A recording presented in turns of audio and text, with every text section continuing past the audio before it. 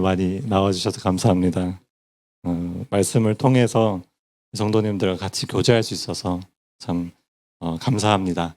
오늘 하나님께서 주신 말씀은 요한복음 14장 15절에서 16절 말씀인데요. 우리 15절, 16절 말씀 한 목소리로 봉독하도록 하겠습니다. 같이 읽겠습니다. 시작. 너희가 나를 사랑하면 나의 계명을 지키리라. 내가 아버지께 구하겠으니 그가 또 다른 보혜사를 너희에게 주사 영원토록 너희와 함께 있게 하리니. 아멘. 예수님께서는 부활하시고 하늘로 올라가신 후에 성령님이 제자들에게 올 것이라는 약속을 하셨습니다. 예수님께서 하늘로 올라가신 후 이 땅에 남겨진 제자들의 이야기가 이제 나오는데요. 그 이야기는 사도행전에 아주 잘 담겨져 있습니다. 지금 저희가 요한복음 말씀, GT 말씀 통해서 계속해서 묵상하고 있는데요. 여러분 잘 아시다시피 이 요한복음 말씀을 계속 묵상할 때 이 제자들의 연약한 모습들을 우리는 계속 확인할 수 있습니다. 제자들은 자신들의 그 고집, 강화된 생각들 때문에 예수님의 가르침을 끝까지 이해하지 못하고 있었고, 예수님이 자꾸 알 수 없는 말들만 하시고 자꾸 자신들을 떠난다고 하는 그 말들에 이 제자들은 근심하고 두려워하고 있었습니다. 그런데 이 제자들이 사도행전에 어떻게 나타나냐면 정말로 예수님이 약속하신 성령을 받게 되고 그때 그 제자들이 맞나 싶을 정도로 완전히 변화된 모습을 보여줍니다. 오순절 성령 강림 이후 제자들은 예수님께서 약속하신 성령을 통해서 본격적인 복음 사역을 하게 됩니다. 그러므로 이 사도행전은 성령행전이라고 불릴 정도로 이 성령님의 역사가 많이 기록되어 있는 책입니다. 우리는 현재 성령의 시대를 살아가고 있습니다. 성령님이 제자들과 함께 하시는 것처럼 성령님께서는 지금 우리와도 동일하게 함께하고 계십니다. 우리와 함께 하시는 성령님은 우리 신앙생활의 모든 부분에서 너무 중요한 역할을 담당하고 계시는데요. 요한복음에 예수님께서도 성령님이 우리에게 있어서 얼마나 중요한 분이신지를 알려주고 계십니다. 요한복음 16장 7절 말씀을 보시면요. 그러나 내가 너에게 실상을 말하노니 내가 떠나가는 것이 너에게 유익이라. 내가 떠나가지 아니하면 보혜사가 너희에게로 오시지 아니할 것이요 가면 내가 그를 너희에게 보내리니. 이때 예수님의 제자들은 예수님께서 자신들을 떠난다는 사실 때문에 근심하고 두려워하고 있었습니다. 그러나 예수님께서는 그런 근심 속에 있는 그들에게 오히려 자신이 떠나는 것이 그들에게 더 유익하다는 것을 말씀하고 계십니다. 그 이유는 바로 말씀에 나오는 것처럼 보혜사 성령님 때문입니다. 자신이 떠나지 않으면 보혜사가 오지 않을 것이라고 말씀하시면서 이 보혜사이신 성령님, 위로자이신 성령님이 제자들에게 얼마나 중요한 역할을 하고 계시는지를 알려주고 계시는데요. 이 중요한 역할을 하고 계신다는 그 설명이 요한복음 14장에서 16장에 그 성령님에 대한 설명을 통해 이제 알 수 있습니다. 예수님께서는 항상 그 14장, 16장 말씀을 보시면은 말씀 끝에 항상 성령님에 대한 설명으로 근심하고 있는 제자들을 위로하고 계십니다. 이 다회적인 그런 설명들은 또 그에 대한 강조라고 할 수 있는데요. 14장, 16장까지의 성령님에 대한 설명이 몇 번 나오시는지 혹시 모르시겠죠? 네. 제가 사실 이 구절 주소들을 일일이 다 찾아서 읽으려고 했지만 너무 많아서 제가 그냥 14장에 2번 이제 성령님에 대한 설명이 나오고 있고요. 15장에 1번, 16장에 2번 이렇게 총 성령님에 대한 강조가 총 5번이 나옵니다. 14장에서 16장까지 예수님께서 성령님에 대한 강조를 하고 계시는데요. 총 5번을 거쳐서 나오고 있습니다. 예수님께서 이렇게 몇 번이나 강조하실 만큼 성령님은 제자들에게 너무나 중요한 분이신데요. 제자들뿐만 아니라 그리스도를 믿는 믿음을 가진 우리에게도 이 성령님은 너무나 중요한 분이십니다. 사실 오늘날의 그리스도인은 이렇게 예수님께서 강조하셨던 성령님과 함께하는 이 성령의 시대를 살아가고 있기 때문에 어쩌면 모든 그리스도인들의 삶이 사실 성령으로 충만해야 하는 것이 아주 당연한 일입니다. 그런데 실상이 우리가 이 교회 실상을 보았을 때 성령으로 충만하지 않다는 것을 확인할 수 있는데요. 많은 그리스도인들이 성령으로 충만하지도 않고 성령에 대해 잘 알지도 못합니다. 성령님에 대해 잘 모르는 이들은 대부분 보면은 이 성령님을 어떤 에너지 또는 어떤 능력이라고 착각하는 경우가 많은데요. 그러나 성령님은 어떤 에너지나 어떤 능력이 아니라 인격적인 분이시라는 것을 꼭 기억하셔야 합니다. 여러분은 성령님이 어떤 분이신가라고 생각했을 때 성령님은 인격적인 분이시다라는 것을 꼭 기억하셔야 합니다. 그렇다면 인격적이라는 것은 어떤 말일까요? 우리가 다른 사람들과 이제 다른 그리스도인들과 또 세상의 다른 사람들과 교제하면서 친밀한 관계를 이제 맺게 되잖아요. 성령님과도 우리는 교제함으로 친밀해질 수 있다는 겁니다. 성령님은 우리와 교제하기를 원하시고 더욱 친밀한 관계를 가지시기를 원하십니다. 우리는 이렇게 인격적이신 성령님과 교제하며 계속해서 더 깊은 관계로 나아가야 합니다. 만약에 성령님을 그냥 어떠한 에너지, 어떤 능력이라고 생각한다면 이 성령님을 이제 경험한다고 하더라도 그건 아주 일시적인 경험밖에 될 수 없습니다.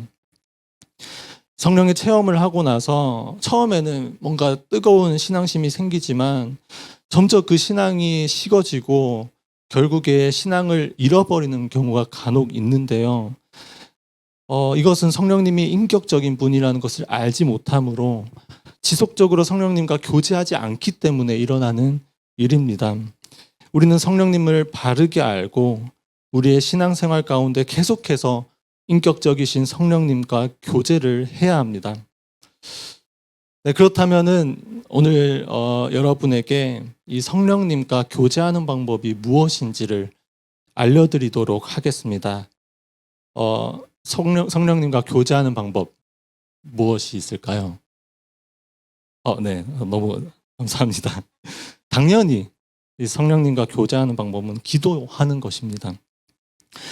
그런데 그냥 기도하는 것이라고 하면은 너무 시시하잖아요. 어떻게 기도하고 어떤 마음으로 기도를 해야 하는지를 오늘 본문 말씀을 같이 보시면서 알려드리도록 하겠습니다. 네, 오늘 본문 말씀을 보시면은 예수님께서는 15절에서 나를 사랑하는 자는 나의 계명을 지켜야 한다 라고 말씀하고 계십니다. 여기서 계명은 무엇입니까? 예수님께서 제자들에게 주신 새 계명입니다. 요한복음 13장 34절에서 35절 말씀 같이 읽어보도록 하겠습니다. 같이 읽겠습니다. 시작. 새 계명을 너희에게 주노니 서로 사랑하라. 내가 너희를 사랑한 것 같이 너희도 서로 사랑하라. 너희가 서로 사랑하면 이로써 모든 사람이 너희가 내 제자인 줄 알리라. 아멘. 예수님께서 명령하신 새 계명은 바로 서로 사랑입니다. 이는 율법의 주인 되시는 예수님께서 이 계명의 이 율법의 정신이 무엇인지를, 율법이 무엇을 이야기하고 있는 것인지를 알려주고 계시는 겁니다. 여러분, 계명이라 하면은 우리는 자연스럽게 바로 하나님께서 모세에게 주신 십계명을 떠올릴 수 있습니다. 예수님께서는 십계명을 두 가지로 요약 설명하고 계시는데요. 바로 하나님 사랑과 이웃 사랑입니다. 마태복음 22장 37절에서 39절 말씀입니다. 제가 읽겠습니다. 예수께서 이르시되 내 마음을 다하고 목숨을 다하고 뜻을 다하여 주 너희 하나님을 사랑하라 하셨으니 이것이 크고 첫째 되는 계명이요 둘째도 그와 같으니 내 이웃을 내 자신같이 사랑하라 하셨으니 10계명은 크게 1계명부터 4계명까지 하나님을 향한 계명과 6계명부터 9계명까지 사람을 향한 계명으로 크게 두 가지로 나뉘어져 있습니다. 10계명은 우리에게 굉장히 딱딱하고 무거운 느낌을 줍니다. 그러나 10계명은 사실 사랑에 대한 서약이 담긴 혼인서약과 같은 그런 성격을 지녔다는 것을 알아야 합니다. 그러므로 우리가 10계명을 지킨다는 것은 우리의 신랑 되시는 예수님과의 혼인서약을 지킨다는 것과 같습니다. 우리가 이렇게 알고 있는 이 10계명에는 결론이 있는데요. 그 결론이 이제 뭐냐면 로마서 3장 20절 말씀입니다. 우리 한 목소리로 같이 읽도록 하겠습니다. 시작. 그러므로 율법의 행위로 그의 앞에 의롭다 하심을 얻을 육체가 없나니 율법으로는 죄를 깨달음이니라. 10계명의 결론이 무엇이냐면 10계명의 결론은 전적으로 타락한 존재인 인간은 10계명을 온전히 지킬 수 없다입니다. 10계명을 통해 우리가 결코 하나님을 사랑할 수 없고 어떤 누구도 사랑할 수 없는 존재임을 깨닫게 됩니다. 오직 내가 죄인임을 깨달을 뿐입니다. 그런데 만약 이 이웃사랑, 형제사랑이 내가 좋아하는 사람들, 나를 좋아하는 사람들을 사랑하는 것이라면 나도 충분히 사랑할 수 있지 않겠습니까? 내가 좋아하는 사람들과 뭐 때론 싸우고 그런 미워하는 감정이 잠깐 올라올지라도 다시 그를 용서하고 다시 그를 사랑할 수 있습니다. 그러나 예수님은 이 이웃 사랑의 범위를 이렇게 나를 사랑하는 사람을 사랑하는 것으로 한정시키지 않습니다. 죄인인 세리도 이와 같이 할 수 있다고 말씀하십니다. 예수님이 명령하시는 사랑의 범위는 우리가 생각하는 그 이상입니다. 마태복음 5장 43절, 44절 말씀에 이렇게 나와 있는데요. 또 내 이웃을 사랑하고 내 원수를 미워하라 하였다는 것을 너희가 들었으나 나는 너희에게 이르노니 너희 원수를 사랑하며 너희를 박해하는 자를 위하여 기도하라. 예수님께서는 원수조차 우리가 사랑해야 할 이웃의 범위에 포함시키십니다. 이 말씀은 많은 그리스도인들의 마음을 참 힘들게 합니다. 어느 누가 자신의 원수를 온전히 사랑할 수 있겠습니까? 이 말씀을 딱 들으면서 어느 누가 그렇지 내가 원수 사랑해야지라고 그렇게 결단할 수 있겠습니까? 나를 박해하는 자를 위해 기도할 수 있는 사람이 그리스도인들 중 몇 명이나 되겠습니까? 저는 항상 이 말씀을 묵상하면서 내리는 결론이 있는데요. 나는 결코 사랑할 수 없다. 나는 결코 원수를 사랑할 수 없다가 제가 내린 결론이었습니다. 예수님께서는 제자들에게 서로 사랑하라는 그 이웃 사랑의 새 계명을 주셨지만 제자들 중에는 어떤 누구도 그 계명을 지킬 수 있는 사람이 없었습니다. 그러나 여기서 중요한 것이 있습니다. 그게 뭐냐면 예수님도 아셨다는 거예요. 그들이 결코 그 계명을 온전히 지킬 수 없는 사람들이라는 것을 예수님이 너무 잘 알고 계셨습니다. 그래서 예수님께서는 이어서 말씀하고 계십니다. 요한복음 14장 16절 말씀. 16절 말씀.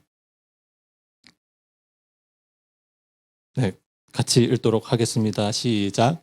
내가 아버지께 구하겠으니 그가 또 다른 보혜사를 너희에게 주사 영원토록 너희와 함께 있게 하리니.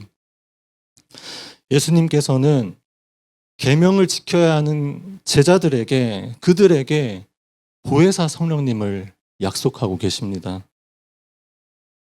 이 서로 사랑하라는 계명을 주시고 보혜사 성령님을 약속하시는 이 문맥을 보았을 때 계명을 지키는 것과 성령님과 함께하는 것은 아주 깊은 연관성이 있다는 것을 알 수 있습니다.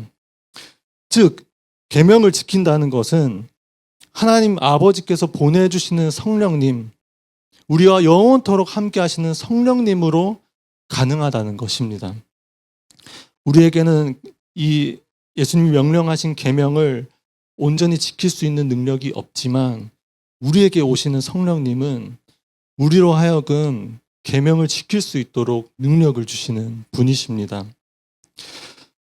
그러므로 계명을 지켜야 하는 저와 여러분은 우리와 영원토록 함께 하시며 우리로 하여금 사랑하게 하시는 분이 성령님임을, 내가 사랑하는 것이 아니라 사랑하게 하시는 분이 계신데 그분이 성령님이심을 기억하고 우리는 성령님을 의지해야 합니다. 내 안에 사랑이 없기에 사랑해야 한다는 그 말씀이 항상 우리에게는 부담으로 다가옵니다. 사랑보다는 미워하는 마음이 더 큰데 자꾸 사랑해야 한다는 그 말씀이 생각나서 낙심이 되고 마음이 괴롭습니다. 할 수 없는 것들을 자꾸 말씀을 통해 강요받는 것 같아서 심지어 하나님과 그 말씀에 대한 반감마저 들게 됩니다. 서로 사랑하라는 그 계명을 지켜야지 예수님을 사랑하는 것이라고 하기 때문에 뭔가 이제 더 이상 나는 예수님과는 상관없는 그런 사람이 된 것처럼 느껴질 때가 있습니다. 이 같은 생각과 마음은 우리가 성령님이 어떤 분이신지를 잘 몰라서 하는 것입니다. 성령님은 우리로 하여금 사랑으로 인도하시는 분이십니다. 우리가 할 수 없는 사랑을 가능케 하시는 분이십니다. 우리는 이렇게 사랑을 가능하게 하시는 성령님과 이제 기도를 통해 교제해야 하는데요. 그렇다면 이 인격적이신 성령님께 우리가 어떻게 기도해야 하는지를 알려드리려고 합니다. 인격적인 성령님은 먼저 우리 안에 오십니다. 먼저 우리 안에 오셔서 우리로 하여금 사랑하라는 계명이 생각나게 하십니다. 요한복음 14장 26절 말씀 같이 읽도록 하겠습니다. 시작. 보혜사 곧 아버지께서 내 이름으로 보내실 성령, 그가 너희에게 모든 것을 가르치고 내가 너희에게 말한 모든 것을 생각나게 하리라. 사랑해야 한다는 계명이 우리 안에 생각이 난다는 것은 성령님이 우리와 함께 하신다는 증거이기도 합니다. 성령님께서 이렇게 말씀을 생각나게 하시며 우리가 사랑할 수 있는 기회를 다시 주시는 것입니다. 이때 먼저 우리는 나의 능력으로는 결코 사랑할 수 없다는 것을 인정해야 합니다. 우리가 성령님께서 나에게 사랑할 수 있는 기회를 주시는 것을 인지하고 나의 능력으로는 결코 사랑할 수 없다는 것을 정직하게 인정해야 합니다. 내 안에는 어떤 누구도 온전하게 사랑할 수 있는 능력이 없다는 것을 정직하게 하나님 앞에 성령님께 고백해야 합니다. 그리고 이제는 성령님께 도움을 요청해야 합니다. 내게 사랑할 수 있는 능력이 아주 조금도 없지만 그래도 내가 그리스도인으로서 내 안에 예수님을 사랑하는 마음이 조금이라도 남아있기 때문에 성령님, 내가 그 계명에 순종하기를 원한다고, 사랑할 수 없는 이웃을, 그 형제를 내가 그 순종하는 마음으로 사랑하기를 원한다고 고백해야 합니다.